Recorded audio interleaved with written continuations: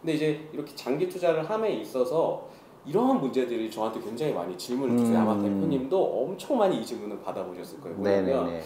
내가 자녀한테 돈을 자녀가 뭐 용돈을 받거나 이러한 뭐 설날에 뭐 이런 돈들을 받았을 때 그 돈을 가지고 내가 주식 투자를 하면 이거에 대해서는 증여세를 내야 되냐 안 내야 되냐 이런 질문 저한테 굉장히 나한테도 많이 주시거든요. 왔어요. 네, 그래서, 네.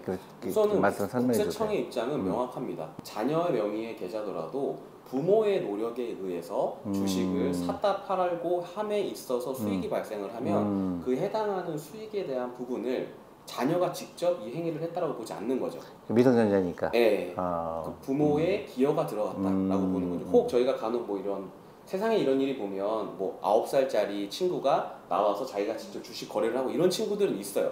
그런 친구들은 본인이 했다라고 할 수 있겠지만 실제로 너무 어린 자녀가 나이가 너무 어리다거나 그런 상황에서는 솔직히 이게 어렵지 않습니까? 그러니까 국세청에서 그렇게 클레임을 했을 경우에 방어하기가 쉽지 않겠네요. 그렇죠. 왜냐면 이게 두 가지를 알아두시면 좋을 것 같아요. 우리나라 증여세 과세체가 포괄주의예요. 포괄해서 봐요. 예를 들면 내가 자녀한테 이 돈을 주고 나서 끝난 게 아니라 자녀가 이 돈을 가지고 운용을 함에 있어서도 내 노력들이 막 들어가 있는 거죠.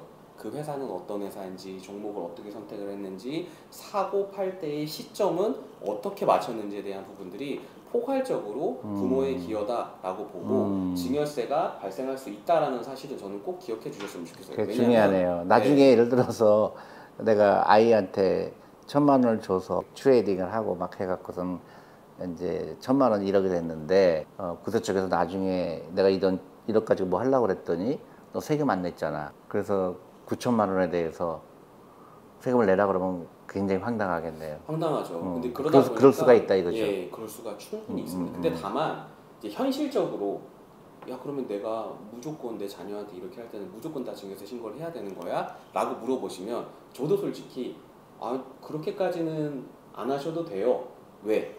이게 결국 금액의 중요성이라는 게 있잖아요. 그렇죠, 당연하죠. 예, 아무리 정부라도 모든 사람의 계좌를 이렇게 바라볼 수는 없거든요. 그렇지. 그러면 결국 내 자녀가 지금 대표님께서 말씀 주신 것처럼 향후에 이 재원을 기본 바탕으로 해서 뭐 추가로 다른 거 뭘 할 거야.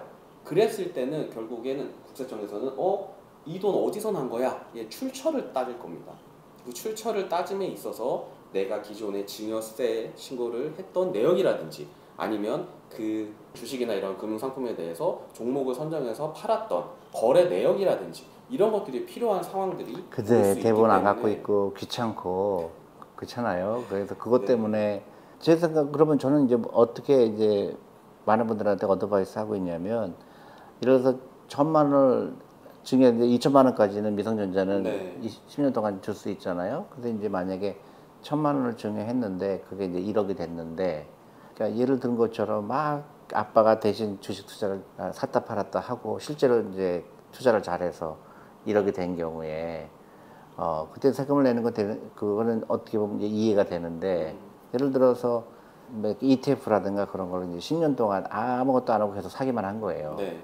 그랬을 경우에는 어떻게 돼요? 그랬을 경우에는 따로 증여세 과세 문제가 생기죠. 또 장기 투자의 장점이네요. 네, 결국 장기 투자의 장점이죠. 네, 그러니까 혹여나 이제 제가 그래서 만약에 내가 명확하게 어떠한 뭐 ETF라든지 종목을 염두에 두고 자녀한테 증여를 하고 싶다라고 하시는 분들은 저는 도리어 그 잔고, 그러니까 주식이나 뭐 ETF를 그거를 증여하라고 말씀드리고 내가 어떠한 자꾸 부모의 선택이 들어가는 이러한 걸 다 없애시고 차라리 야 이 ETF를 내가 그러면은 주는 게 좋겠어. 내 자녀가 이 ETF를 꾸준하게 샀으면 좋겠어 라고 생각이 드신다면 그 ETF 자체를 내가 사서 이걸 증여하는 거죠. 네, 증권회사에서는 잔고대체라는 또 이렇게 다 저희가 다른 사람의 계정으로 잔고를 대체할 수 있기 때문에 도리어 그렇게 하면 정말 아무런 논란의 여지가 없죠. 왜? 아니 내가 이거 부동산 사서 준 거랑 똑같은 거잖아요. 따지고 보면. 그 부동산이 오르고 떨어지고에 대한 부분에 대해서는 그 자녀가 이 이익을 향유할 수 있는 부분이기 때문에 그러한 부분이 훨씬. 근데 내가 현금을 해서 줬을 때 현금에서 주식을 샀을 때 그런 아빠의 노력이 들어간 거라고 치는 건가요? 그렇게 볼 수 있는 거죠. 그렇죠. 네. 근데 이제 너무 그거 걱정하다 보면 투자를 못 하게 돼요. 못하죠. 그리고 또 저희가 많은 분들이 저도 마찬가지지만 맨날 10년이면 2천만 원 저희가 세금 안 낼 수 있습니다라고 얘기를 하니까 2천만 원이라는 게 되게 큰 부담으로 다가올 때가 있어요. 야, 증여하려면 최소한 2천만 원 해야 되는 거야? 라고 생각을 하시는 분들이 많이 계시는데 특히 이제 젊은 이제 맞벌이 부부 같은 경우 그럴 수 있죠. 맞아요. 예, 그렇게 생각을 하지 마시고 도리어 유기정기금 증여 제도라는 부분이 있습니다. 이건 뭐냐면 내가 앞으로 뭐 어떤 사람한테 내 자녀한테 기간을 두고 매월 얼마를 증여할 거야를 저희가 미리 신고를 할 수가 있어요. 이렇게 하면 장점이 뭐냐? 예를 들면 저희가 10년에 2천만 원이었던 게 저희가 매월 뭐 18만 9천 원을 이렇게 자녀한테 증여하기로 약속을 하면 원금이 2,300만 원 정도 되거든요. 근데 내가 지금 시점에 돈을 주는 게 아니라 계속 매년 나누어서 10년 동안 줄 거잖아요. 내가 실제 주는 증여하는 금액의 가치를 3%의 할인율로 현재 가치로 가져옵니다. 디스카운트를 해서 네, 그러면 원금은 2,300만 원이지만 실제 지금의 현금 가치로 봤을 때는 2천만 원으로 1,900만 원 정도로 저희가 평가받을 수 있는 게 매월 18만 9천 원입니다. 그럼 매월 18만 9천 원을 내가 자녀한테 증여할 수 있는 유기정기금 제도를 저는 활용을 하시는 게 훨씬 더 맞다라고 봐요. 왜? 너무 막 2천만 원, 몇 천만 원으로 이게 다가오면 근데 그게 이제 실제적으로 귀찮고 하니까 그게 쉬운 방법이 있나요? 그거 하려면? 굉장히 쉽습니다. 아, 그래요? 이건 뭐냐면 저희가 증여세는 미리 신고를 해두면 돼요. 그래서 이제 저희가 증여 받는 분이 이제 명의로 홈택스에 들어가셔서 저희가 뭐 증여 계약서, 그다음에 거래 이체 내역서, 이제 송금증 이러한 것들을 저희가 갖추어서 첨부 서류를 넣어서 벌써 복잡한데 내 생각으로. 이 정도는 하셔야 되고 그리고 요즘 분들은 훨씬 더 잘하시죠. 그래서 유기정기금 증여 신고를 하시고 도리어 매월 이렇게 하시는 걸 저는 개인적으로 굉장히 많이 추천드려요. 특히 할아버지 할머니들 중에 내 손자 손녀가 있으셔.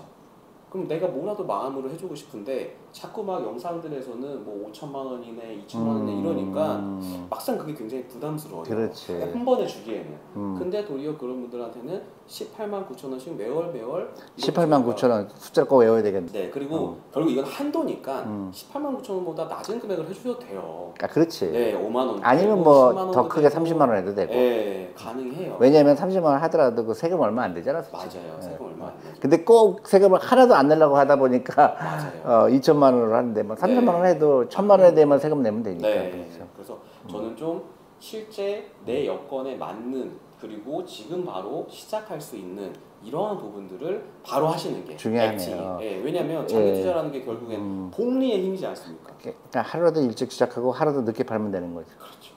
네. 그러면 간단하죠. 너무 완벽한 계획이지 않을까라는 생각을 가지고 네, 있습니다. 네.